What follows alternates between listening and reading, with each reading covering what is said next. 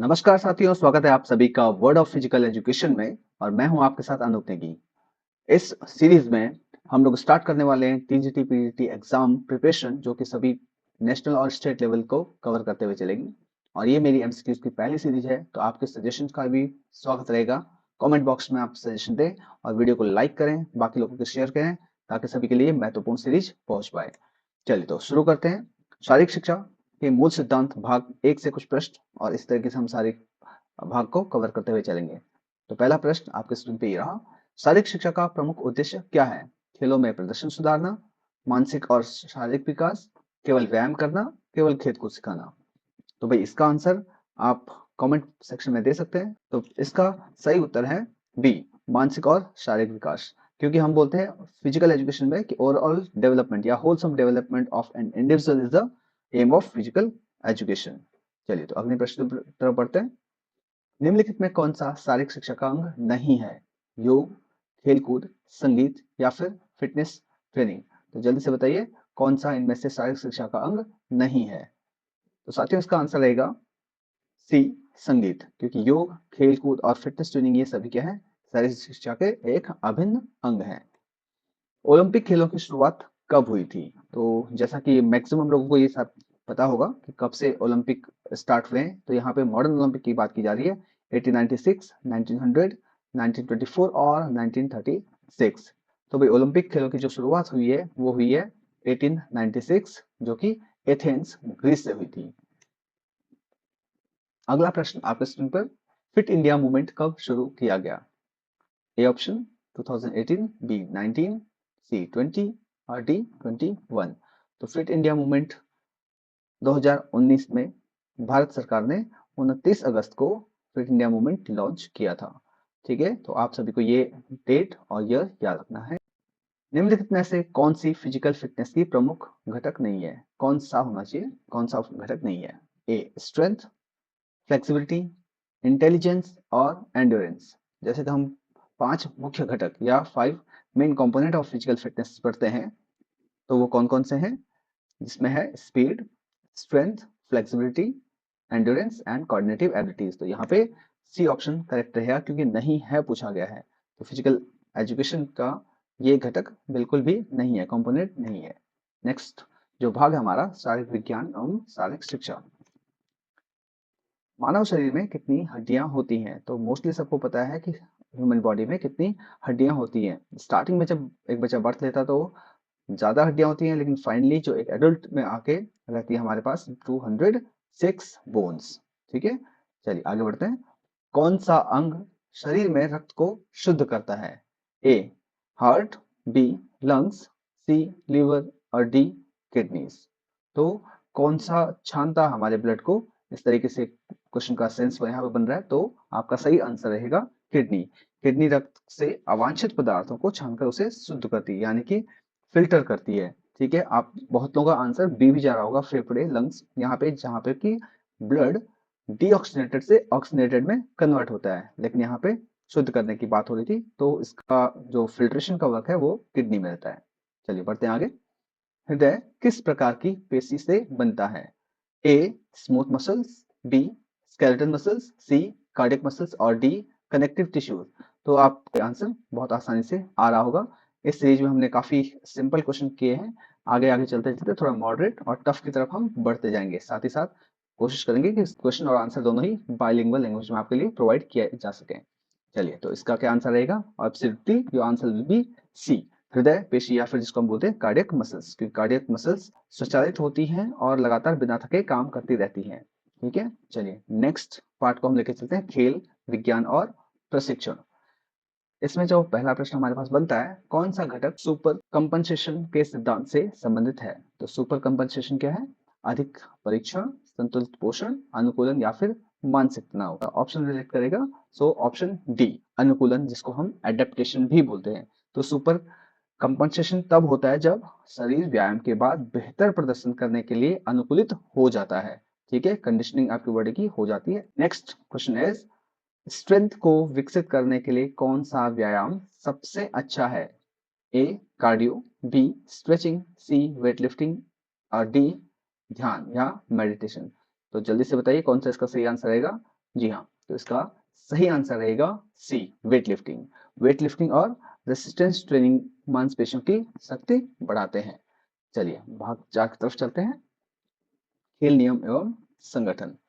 FIFA, FIFA किस खेल का अंतरराष्ट्रीय संगठन है? तो क्रिकेट, फुटबॉल, हॉकी और बैडमिंटन। बहुत ही आसान क्वेश्चन पहली सीरीज में है हमारे पास, ठीक है। तो इसका बहुत ही आसान सा आंसर है, फुटबॉल से रिलेटेड है FIFA. FIFA federation international D football association. जहाँ पे डी लग जाता है तो इसका मतलब है ये फ्रेंच लैंग्वेज में टर्म है, इसका फुल फॉर्म है, जो कि 1904 में स्टैब्लिश हुआ था। चलिए आगे बढ़ते हैं। ओलंपिक में सबसे ज्यादा पदक जीतने वाला खिलाड़ी कौन है? A Usain Bolt, B Michael Phelps, C Carl Lewis, D Novak जोकोविच। तो बताइए कौन सा खिलाड़ी है जिसने ओलंपिक में सबसे ज्यादा पदक हासिल किए हैं? तो जी हाँ, आपका आंसर रहेगा माइकल फेलिप्स। माइकल फेलिप्स ने अब तक सबसे ज्यादा 28 ओलंपिक पदक जीते हैं। माइकल फेलिप्स जो कि क्या है, अमेरिका के तैराक हैं और इनको गोल्डन शार्क नाम से भी जाना जाता है। चलिए आगे बढ़ते हैं खेल मनोविज्ञान और स्वास्थ्य की तरफ। तो इसमें जो आपका पहला प्रश्न है वो है, स्पोर्ट्स साइकोलॉजी का मुख्य उद्देश्य क्या है? ए खिलाड़ी के आहार में सुधार करना, बी खिलाड़ी की मानसिक स्थिति को सुधारना, सी खिलाड़ियों के लिए अभ्यास योजना बनाना, या डी चोटों का इलाज करना। तो क्या सही आंसर रहेगा? स्पोर्ट्स साइकोलॉजी के बारे में बात हो रही है यहाँ पे, तो definitely your answer will be B, खिलाड़ी की मानसिक स्थिति को सुधारना या समझना भी हो सकता है यहाँ पे। तो खेल मनोविज्ञान खिलाड़ियों की मानसिक मजबूती और प्रदर्शन को सुधारने पर ध्यान देता है। जी हाँ, तो नेक्स्ट क्वेश्चन है, बॉडी मास इंडेक्स, जिसको कि हम बीएमआई बोलते हैं, उसका फॉर्मूला क्या है? माफ कीजिएगा, यहाँ पे सारे आंसर एक जैसे हो गए हैं ऑप्शन, तो यस यही इसका सही उत्तर है, जो कि वेट इन केजी और हाइट इनटू हाइट, या फिर आप लिखें हाइट इन मीटर स्क्वायर। तो बीएमआई से हम क्या करते हैं, हाइट के हिसाब से उसकी बॉडी वेट का रेशो जानते हैं। और डब्ल्यूएचओ के द्वारा एक क्राइटेरिया दिया गया है जिसमें 18.5 से बिलो होने पर अंडरवेट, 18.5 से लेकर 24.9 तक हमारा एवरेज वेट, और 25 से 30 तक हमारा ओवरवेट, और उसके बाद मोर देन 30 हमारे ओबेसिटी की क्लासेस स्टार्ट हो जाती हैं। चलिए नेक्स्ट भाग की तरफ बढ़ते हैं, जो कि है व्यायाम और खेलकूद से जुड़े प्रश्न। लचीलापन फ्लेक्सिबिलिटी को बढ़ाने के लिए कौन सा व्यायाम सबसे अच्छा माना जाता है? ए वेट लिफ्टिंग, योग, स्प्रिंटिंग और लंबी कूद। तो ऑब्वियसली योग, क्योंकि यहाँ पे बात हो रही है फ्लेक्सिबिलिटी की, और योग के थ्रू जो मैक्सिमम हम करते हैं वो स्टैटिक स्ट्रेचिंग मेथड को हम फॉलो अप करते हैं। सो योग स्ट्रेचिंग व्यायाम शरीर की फ्लेक्सिबिलिटी को बढ़ाने में मदद करते हैं। नेक्स्ट क्वेश्चन है 16, स्ट्रेंथ या शक्ति बढ़ाने के लिए मुख्य रूप से किस प्रकार के व्यायाम का उपयोग किया जाता है? ए एरोबिक, बी एनारोबिक, सी मेडिटेशन और डी पिलेट्स। तो बताइए कौन सा इसका सही आंसर रहेगा? तो जी हाँ, इसका जो सही आंसर है दैट इज एनारोबिक एक्सरसाइजेज या एनारोबिक व्यायाम, जैसे वेट लिफ्टिंग और स्प्रिंटिंग मांसपेशी की ताकत और शक्ति बढ़ाने में सहायक होते हैं। नेक्स्ट क्वेश्चन, स्ट्रेंथ ट्रेनिंग में कौन सा उपकरण सबसे अधिक उपयोग किया जाता है? डंबल्स, रस्सी, जंपिंग जैक्स और रनिंग ट्रैक। तो इसमें डंबल्स हमारा सही आंसर रहेगा यहाँ पे, ठीक है। तो डंबल्स और जो हमारा जितने भी वेट ट्रेनिंग के इंस्ट्रूमेंट है, इनसे हम क्या करते हैं, स्ट्रेंथ ट्रेनिंग में इस्तेमाल करते हैं। चलिए नेक्स्ट पार्ट इज ओलंपिक और खेल इतिहास। भारत का पहला ओलंपिक स्वर्ण पदक किस खेल में है? तो ए कुश्ती, हॉकी, एथलेटिक्स और निशानेबाजी। तो जी हाँ, बिल्कुल आप सभी को बिल्कुल अच्छे से पता होगा कि 1928 में पहला हमारा खेल में, किसी खेल में क्या आया था, मेडल आया था। यहाँ पे इंडिविजुअल की बात नहीं हो रही है, ठीक है। अगर इंडिविजुअल की बात होती तो वो नॉर्मन प्रिचर्ड का आता, जो कि 1900 में मेडल आया था। लेकिन यहाँ पे खेल की बात हो रही तो हॉकी में भारत ने 1928 में एम्स्टर्डम ओलंपिक में पहला स्वर्ण पदक जीता था, ठीक है। अर्जुन पुरस्कार किस क्षेत्र में उत्कृष्ट प्रदर्शन के लिए दिया जाता है? साहित्य, खेल, विज्ञान और सिनेमा। बिल्कुल हम खेल की सीरीज को लेकर चल रहे हैं, स्पोर्ट्स से रिलेटेड चल रहे हैं, तो ऑब्वियसली खेल से जुड़ा हुआ पुरस्कार है, जो कि एक साल में उत्कृष्ट प्रदर्शन करने पर मिलता है। और इसका जो सेशन लिया जाता है वो 1 अप्रैल से 31 मार्च के बीच का लिया जाता है। भारत में पहला राष्ट्रीय खेल दिवस कब मनाया गया? जी हाँ, आप सभी को पता है कि खेल दिवस जो है मेजर ध्यानचंद जी के जन्मदिन पर 29 अगस्त को मनाया जाता है। लेकिन ये पहली बार कब से मनाया जाना शुरू किया गया? तो ये शुरू किया गया था 1982 से, ठीक है। चलिए आगे बढ़ते हैं। शरीर विज्ञान और पोषण। कौन सा विटामिन हड्डियों को मजबूत बनाने में मदद करता है? Vitamin A, vitamin B 12, vitamin C और विटामिन डी। जी हाँ, बताना है तो कौन सा बोन्स के लिए इंपॉर्टेंट है, वैल्यूएबल है।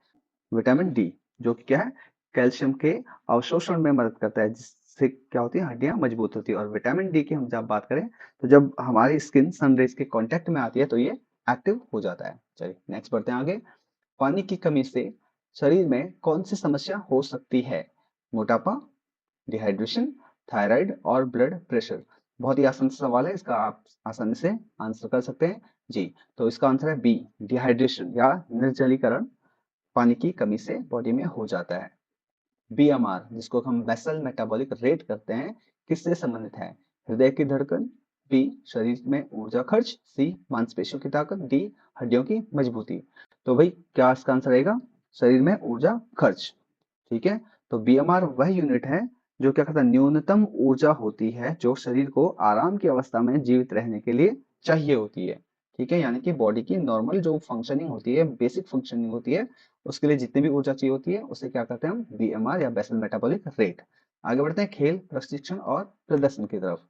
चलिए, सुपर कंपनसेशन का सिद्धांत किससे संबंधित है? फिटनेस सुधार, अधिक वसा यानी कि फैट को बर्न करने से, अनावश्यक भार उठाना, मानसिक तनाव।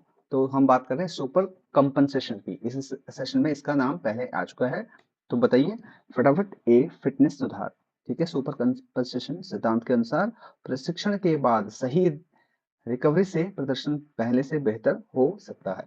ठीक है, आगे बढ़ते हैं। Question number 25। प्लायोमेट्रिक व्यायाम मुख्य रूप से किसके लिए उपयोगी होता है? सहन शक्ति, शक्ति और गति, लचीलापन और संतुलन। तो जल्दी से बताइएगा इसका आंसर।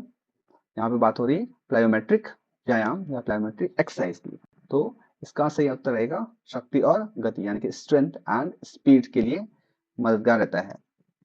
नेक्स्ट, स्प्रिंटिंग के लिए कौन सा प्रशिक्षण सबसे अधिक प्रभावी होता है?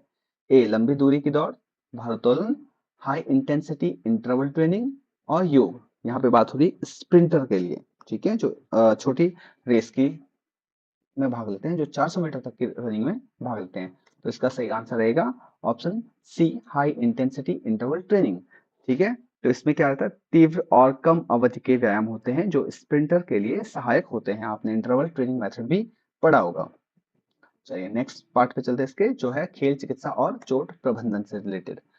राइस पद्धति का उपयोग किसके लिए किया जाता है? ए मानसिक स्वास्थ्य, बी खेलों में चोटों के उपचार, सी हड्डियों की मजबूती और डी मांसपेशियों को विकसित करने के लिए। तो राइस, प्राइस और माइस ये टर्म आपने सुने होंगे जो कि रिलेटेड है हमारे पास खेल चोटों के उपचार के लिए। ठीक है, जिसमें कि राइस का अर्थ है R for rest, I for ice, C for compression, E for elevation. ठीक है, तो ये उपचार के लिए उपयोगी हैं। अगला प्रश्न है, थकान कम करने के लिए कौन सा उपाय सबसे प्रभावी है? अधिक व्यायाम करना, बी संतुलित आहार और आराम, पानी कम पीना, देर रात तक जागना। बहुत ही आसान से इसका आंसर रहेगा संतुलित आहार एवं आराम। ये दो चीजें बहुत ही महत्वपूर्ण हैं आपके बॉडी की फटीग को कम करने के लिए। आगे बढ़ते हैं। खेल नियम और संगठन। अंतर्राष्ट्रीय ओलंपिक समिति आईओसी की स्थापना कब हुई थी? ए ऑप्शन 1894, बी 1896, सी 1900 और डी 1924। तो कौन सा सही आंसर रहेगा? जैसे कि आपको पता है 1896 में स्टार्ट हुआ था पहली बार ओलंपिक, और यहाँ पे आईओसी की बात करें तो डेफिनेटली उससे पहले आईओसी की स्थापना हुई थी और वो हुई थी 1894 में। ठीक है, जो कि किसने? बैरन पियरे डी कोबर्टिन जी ने इसकी स्थापना की थी। और इसका मुख्यालय भी आपको बताते हैं, तो लुसाने स्विट्जरलैंड में इसका मुख्यालय है। आगे बढ़े। क्रिकेट में एलबीडब्ल्यू का पूरा नाम क्या है? ठीक है, A leg bat wide, leg before wicket, long ball wide, leg bat winner. तो बहुत ही आसान इसका आंसर है, बच्चे बच्चे को आपको पता है। तो इसका फुल फॉर्म है लेग बिफोर विकेट। आगे बढ़ते हैं। बैडमिंटन में कितने अंक पर गेम समाप्त होता है? ए 15, बी 21, सी 25 और डी 30। तो बैडमिंटन में जो है 21 पर गेम ओवर होता है अंतरराष्ट्रीय नियमों के अनुसार। ड्रिबलिंग किस खेल से जुड़ा हुआ शब्द है? ए क्रिकेट, बी फुटबॉल, सी टेबल टेनिस और डी कुश्ती। तो आपको भली बात पता होगा कि ड्रिबलिंग शब्द हम दो गेम में मुख्यतः यूज करते हैं, जिसमें एक है बास्केटबॉल और दूसरा है फुटबॉल। तो यहाँ पे आंसर बन जाएगा फुटबॉल। और बास्केटबॉल दोनों में ही ड्रिबलिंग का मतलब होता है गेंद को छोटे छोटे स्पर्शों के बाद आगे बढ़ाना। चलिए नेक्स्ट क्वेश्चन इज 2028 का ग्रीष्मकालीन ओलंपिक यानी कि समर ओलंपिक कहाँ आयोजित किया जा रहा है? A Los Angeles, B Tokyo, C Paris और डी बीजिंग। तो लॉस एंजलिस 2028 के ग्रीष्मकालीन यानी कि समर ओलंपिक को होस्ट कर रहा है, जो कि संयुक्त राज्य अमेरिका में आयोजित किया जाएगा। बढ़ते हैं आगे, खेल मनोविज्ञान और रणनीति से लिए हुए कुछ प्रश्न। खेल प्रदर्शन में आत्मविश्वास का सबसे बड़ा प्रभाव किस पर पड़ता है? ए मांसपेशियों की ताकत, बी प्रतिक्रिया समय, सी मानसिक तैयारी और डी गति। तो बहुत ही आसान से इसका आंसर रहेगा, दैट विल बी मानसिक तैयारी। आत्मविश्वास खिलाड़ी के मानसिक प्रदर्शन और निर्णय लेने की क्षमता को प्रभावित करता है।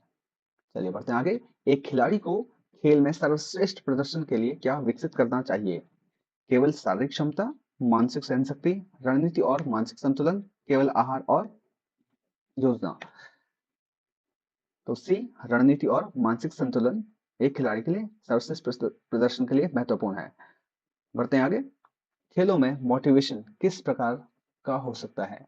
ए केवल आंतरिक इंट्रिंसिक, बी केवल बाह्य एक्सट्रिंसिक, सी आंतरिक और बाह्य दोनों, डी इनमें से कोई नहीं। तो हम जब भी पढ़ते हैं मोटिवेशन दो तरीके के होते हैं, इंटरनल या एक्सटर्नल, जिसको हम इंट्रिंसिक और एक्सट्रिंसिक मोटिवेशन कहते हैं। चलिए बढ़ते हैं आगे, स्वास्थ्य और फिटनेस की तरफ। बॉडी बिल्डिंग में उपयोग होने वाला क्रिटाइन किस प्रकार का सप्लीमेंट है? A vitamin, B carbohydrate, C protein और डी अमीनो एसिड। तो इसका आंसर रहेगा अमीनो एसिड। क्रिएटिन एक अमीनो एसिड है जो मांसपेशियों की ताकत और ऊर्जा बढ़ाने में मदद करता है। नेक्स्ट क्वेश्चन, शरीर में पानी की उचित मात्रा बनाए रखने के लिए क्या सबसे आवश्यक है? A sodium, B potassium, C electrolytes, D glucose. तो क्या सबसे जरूरी रहेगा बॉडी में पानी की मात्रा को बरकरार रखने के लिए? And that will be electrolytes. Electrolytes sodium, potassium, magnesium, इन तीनों से मिलकर बना है, जो कि शरीर में पानी का संतुलन बनाए रखने में मदद करते हैं। Next question is, high intensity workout के बाद शरीर को सबसे ज्यादा किसकी जरूरत पड़ती है? ए अधिक शर्करा, बी प्रोटीन और कार्बोहाइड्रेट, सी केवल पानी, डी केवल आराम। क्या सही आंसर रहेगा? इसका सही आंसर है प्रोटीन और कार्बोहाइड्रेट। जब भी हाई इंटेंसिटी वर्कआउट हो उसके बाद प्रोटीन और कार्बोहाइड्रेट से मांसपेशियों की रिकवरी होती है, तो ये रिकवरी के लिए बेस्ट सोर्सेज हैं। तो ये पोस्ट कॉम्पिटिशन डाइट भी हम इसको बोल सकते हैं। नेक्स्ट है खेल चिकित्सा और चोट प्रबंधन। क्रैम्प क्यों होते हैं? ए अधिक पानी पीने से, बी पोटेशियम और सोडियम की कमी से, सी अधिक कैलोरी लेने से, डी कम व्यायाम करने से। तो क्या सही आंसर रहेगा इसका? यस, इसका सही आंसर रहेगा बी पोटेशियम और सोडियम की कमी से। जो अभी हमने बात की इलेक्ट्रोलाइट की, तो इलेक्ट्रोलाइट असंतुलन और डिहाइड्रेशन के कारण मांसपेशियों में क्रैम्प आते हैं। चोट से बचाव के लिए कौन सा सिद्धांत अपनाया जाता है? A over training, B warm up और कूल डाउन, सी केवल शक्ति परीक्षण, डी केवल मानसिक तैयारी। तो बहुत ही आसान सा इसका आंसर रहेगा, and that will B option B warm up और कूल डाउन। अगर ये दोनों चीजें हम करते हैं तो खेलों में चोटों को काफी हद तक बचाया जा सकता है, काफी हद तक रोका जा सकता है। आगे बढ़ते हैं योग और ध्यान की पार्ट में। सूर्य नमस्कार में कितने चरण होते हैं? तो सूर्य नमस्कार में 8, 10, 12 और 14। तो आप सभी को पता होगा 12 सूर्य नमस्कार में चरण होते हैं, जिसमें कि हम इनहेलेशन एक्सहेलेशन पे फोकस करते हैं, साथ साथ अगर कई लोग 12 मंत्रों का भी उच्चारण साथ में करते हैं। आगे बढ़ते हैं, कौन सा योगासन ध्यान और मानसिक शांति के लिए सबसे उपयुक्त है? भुजंगासन, शीर्षासन, पद्मासन, धनुरासन। यहाँ पे ध्यान और मानसिक शांति की बात हो रही है, यानी कि मेडिटेशनल आसन की बात की जा रही है, तो पद्मासन ध्यान और मानसिक संतुलन के लिए सबसे उपयोगी रहेगा। करेक्टिव और कल्चरल, मेडिटेटिव और रिलैक्सेसिव, तीन तरीके से आसनों को डिवाइड किया गया है। खेल और सामाजिक प्रभाव। अगला प्रश्न है, कुंभकर्ण पुरस्कार किस क्षेत्र से जुड़ा हुआ है? खेल, चिकित्सा, कला या सेना। तो ऑब्वियसली खेल के बारे में हम पूछ रहे हैं, ये सीरीज खेल की चल रही, तो खेल से संबंधित पुरस्कार है या टीम गेम्स में उत्कृष्ट प्रदर्शन के लिए भारत में दिया जाने वाला खेल पुरस्कार है। अगला क्वेश्चन है, भारत के पहले खेल मंत्री कौन थे? तो पहले खेल मंत्री कौन थे? अगर आपको पता है तो आप कमेंट सेक्शन में अभी लिख के दीजिए कि अभी वर्तमान में खेल मंत्री कौन है इंडिया के। ठीक है, चलिए बात करते हैं। ए राजीव गांधी, गुरुदत्त सोनी, के डी सिंह बाबू और पटेल चौधरी। तो कौन थे पहले खेल मंत्री भारत के? तो पटेल चौधरी भारत के पहले खेल मंत्री रहे हैं। और कमेंट सेक्शन में भी क्या बताना आपको कि वर्तमान में खेल मंत्री कौन है। आगे बढ़ते हैं, समसामयिकी और खेल घटनाएं, जो कि इसका लास्ट पार्ट रहेगा 50 एमसीक्यूज के सीरीज का। 2023 क्रिकेट वर्ल्ड कप का विजेता कौन था? भारत, ऑस्ट्रेलिया, इंग्लैंड और न्यूजीलैंड। क्रिकेट के सभी फैन होते हैं तो इसका सही आंसर बताइए फटाफट। तो इसका सही आंसर है ऑस्ट्रेलिया, जो कि 2023 का क्रिकेट वर्ल्ड कप विनर रहा है। अगला प्रश्न आपके स्क्रीन पे, फीफा वर्ल्ड कप 2022 किस देश ने जीता? फीफा की बात हो रही है तो option A France, B Brazil, C Argentina, D Germany. तो बताइए किसने जीता है? यस, तो Argentina was the winner of FIFA World Cup 2022।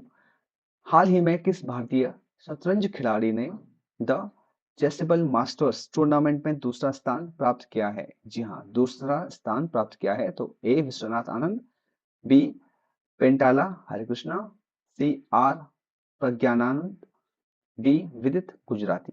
तो बताइए कौन सही है? जी बिल्कुल, C answer is the correct, R Praggnanandhaa is the correct answer of this. हाल ही में किस भारतीय महिला खिलाड़ी ने अंतरराष्ट्रीय क्रिकेट से संन्यास लेने की घोषणा की? मिताली राज, हरमनप्रीत सिंह कौर, स्मृति मंधाना, झूलन गोस्वामी। तो बताइए कौन सा ऑप्शन सही रहेगा? जी हाँ, मिताली राज, जिसने की है अंतरराष्ट्रीय क्रिकेट से संन्यास लेने की घोषणा की है। नेक्स्ट क्वेश्चन, किस भारतीय टेनिस खिलाड़ी ने हाल ही में ऑस्ट्रेलियन ओपन 2025 में मिक्स्ड डबल्स का खिताब जीता? तो ये बहुत ही करंट अफेयर्स का क्वेश्चन है। तो ए सानिया मिर्जा, बी रोहन बोपन्ना, सी लिएंडर पेस और डी महेश भूपति। जी हाँ, तो इसका सही आंसर है बी रोहन बोपन्ना, जिन्होंने क्या करा 2025 का ऑस्ट्रेलियन ओपन, जो कि सबसे स्टार्टिंग में होता है, उसका मिक्स्ड डबल्स का खिताब जीता है। Thank you so much. ये थे आपके 50 प्रश्नों की महत्वपूर्ण सीरीज। इसमें काफी हद तक अभी इजी क्वेश्चन रखे गए थे। धीरे धीरे हम आगे बढ़ेंगे मॉडरेट और टफ क्वेश्चन की तरफ, और साथ ही में अब हम ले आएंगे आपके लिए बाइलिंगुअल सीरीज, जिसमें इंग्लिश और हिंदी दोनों में प्रश्न पूछे जाएंगे। अगर आपको पसंद आता है तो वीडियो को लाइक करिएगा, बाकी लोगों से शेयर करिए और चैनल को सब्सक्राइब करिए। नोटिफिकेशन बेल आइकन ऑन कर दें, आगे भी नोटिफिकेशन आपको मिलते रहेंगे। तो धन्यवाद, मिलते हैं नेक्स्ट वीडियो में। तब तक के लिए नमस्कार, जय हिंद, जय भारत।